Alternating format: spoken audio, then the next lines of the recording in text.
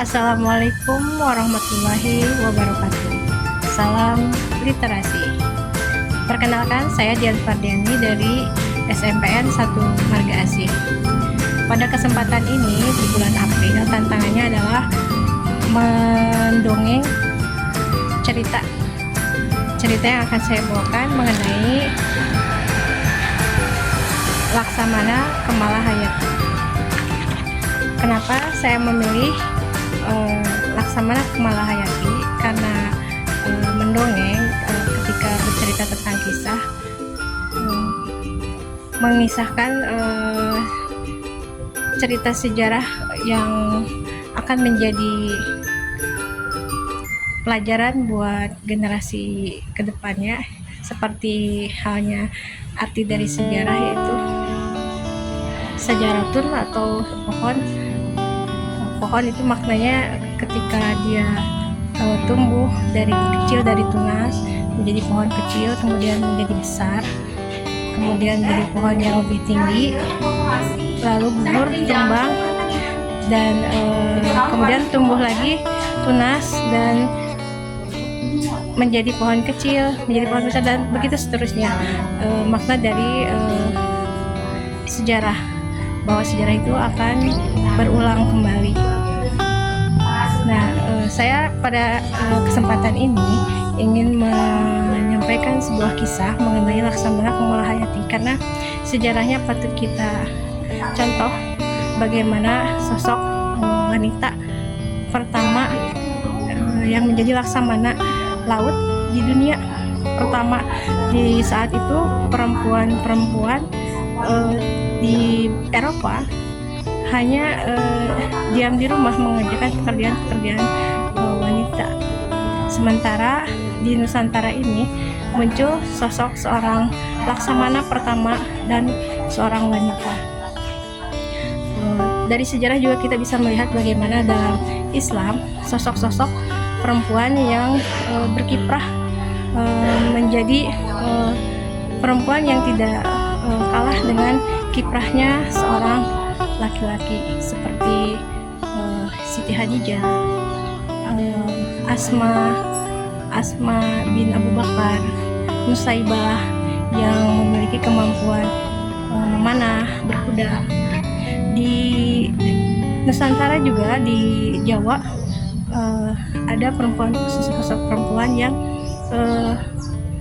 memiliki kemampuan yang tidak kalah dengan laki-laki, seperti di Kesultanan Yogyakarta. Saat itu para pengawal kesultanan itu seperti kalau sekarang pasukan Pampres, itu seorang wanita yang memiliki kemampuan memanah dan berkuda.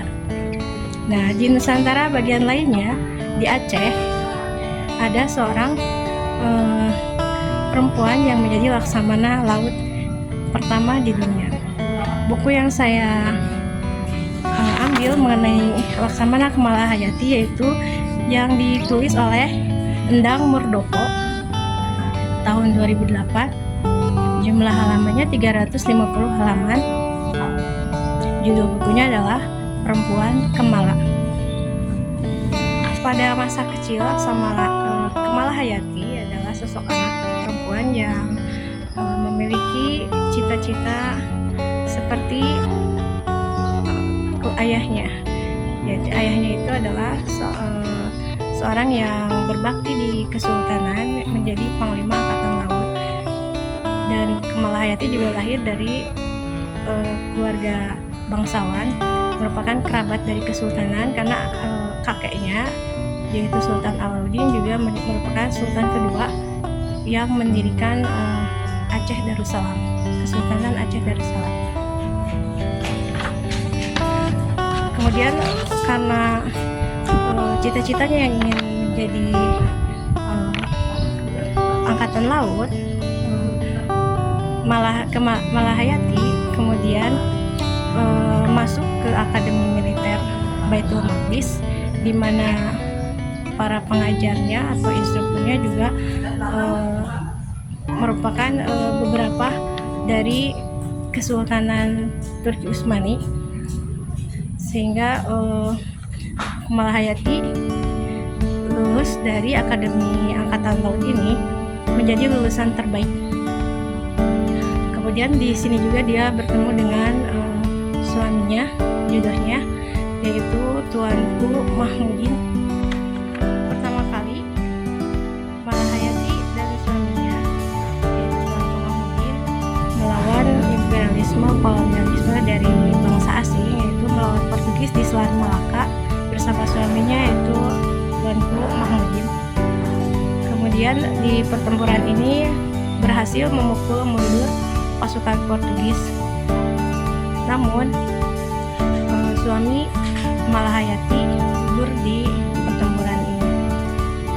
Setelah suaminya gugur, Malahayati mengajukan kepada Sultan untuk membuat sebuah pasukan yang di dalamnya adalah perempuan-perempuan yang suaminya gugur di medan perang. Lalu Sultan mengizinkan Malahayati untuk membuat laskar perempuan tadi yang diberi nama Inong Bale, dan Malahayati diangkat menjadi pimpinannya. Lalu Sultan mengangkat Malahayati menjadi laksamana wanita pertama di dunia yang memimpin 2000 pasukan muslimah yang memiliki kemampuan tempur yang sangat disegani oleh negara-negara Eropa. Pasukan tempur yang dipimpin oleh Malahayati dilatih oleh Malahayati dengan bekal yang dia peroleh ketika dia di Akademi Militer di bawah instruktur para panglima, para instruktur dari Kesultanan Turki Utsmani, sehingga dia berhasil menjadikan pasukannya atau laskar Inong Bale menjadi laskar yang disegani di laut dan memiliki kemampuan militer yang sangat tangguh. Bahkan pasukan Inong Bale membentuk benteng-benteng, membangun benteng-benteng di Teluk yang tingginya itu 100 meter di atas permukaan laut, dan diberi lubang yang moncongnya itu untuk meriam yang menghadap ke Teluk. Kemudian di tahun 1559 datang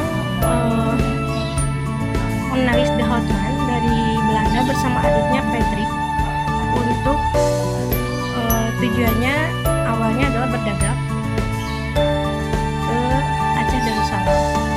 Namun kemudian seiring berjalannya waktu, Cornelis de Houtman berkhianat, tidak sesuai lagi dengan tujuan awalnya. Sultan memerintahkan kepada Malahayati dan pasukannya untuk mengusir pasukan Belanda ini yang dipimpin oleh Cornelis de Houtman. Kemudian pasukan Malahayati dengan kapalnya sudah siap berada di perairan laut untuk menghadang kapal-kapal dari Cornelis de Houtman. Terjadilah pertempuran yang sangat sengit antara Malahayati dengan Cornelis de Houtman sampai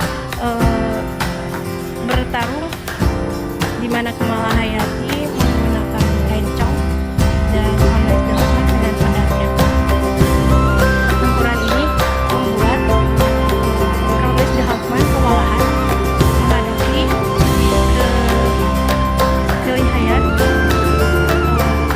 Malahayati dalam menggunakan rencong, dan Cornelis de Houtman terbunuh di pertempuran ini.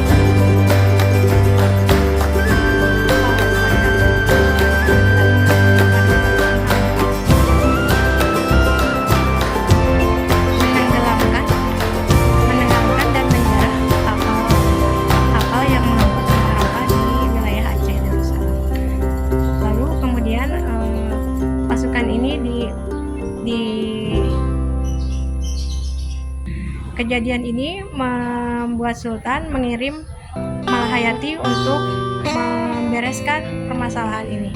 Lalu Malahayati menangkap Laksamana Jacob van Neck dari Belanda, dan Malahayati berhasil membuat kapal Belanda ini menyerah.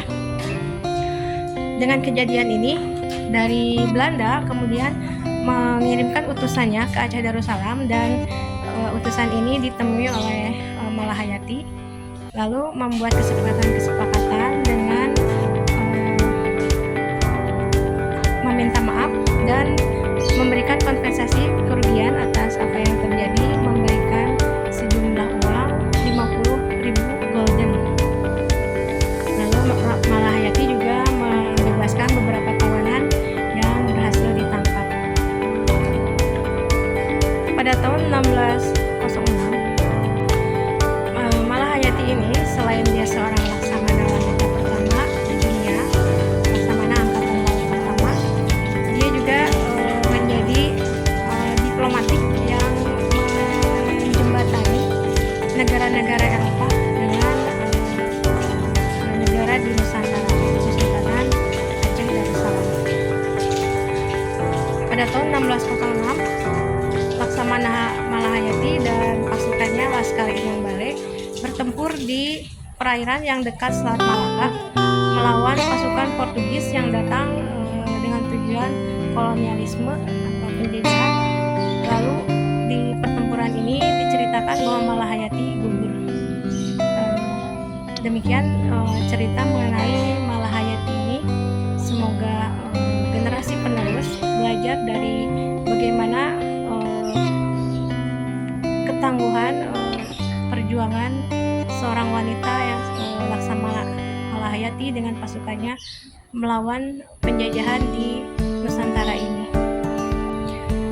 Di Aceh ini, seorang perempuan yang berjuang fisabilillah di jalan Allah yang melawan penjajahan kolonialisme bangsa Eropa, itu tidak hanya Malahayati, ada juga sosok lainnya yang mengangkat seperti Jaid, Cutuntia, dan yang lain-lainnya. Semoga bermanfaat. Assalamualaikum warahmatullahi wabarakatuh. Salam literasi.